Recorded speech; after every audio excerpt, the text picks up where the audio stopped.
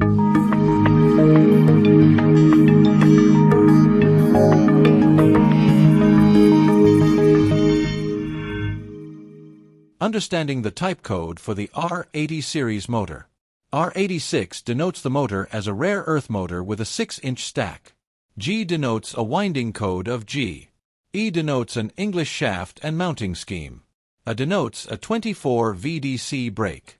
A denotes all other relevant series. R2 denotes a frameless resolver. NS denotes no secondary feedback option. NV denotes no shaft seal. 00 denotes a standard design. What is the continuous stall torque of the R86? The continuous stall torque is 32.7 Newton-meters. How much does this motor weigh? This motor weighs 77 pounds.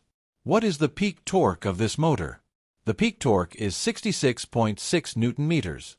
What is the thermal time constant? The thermal time constant is 54 minutes.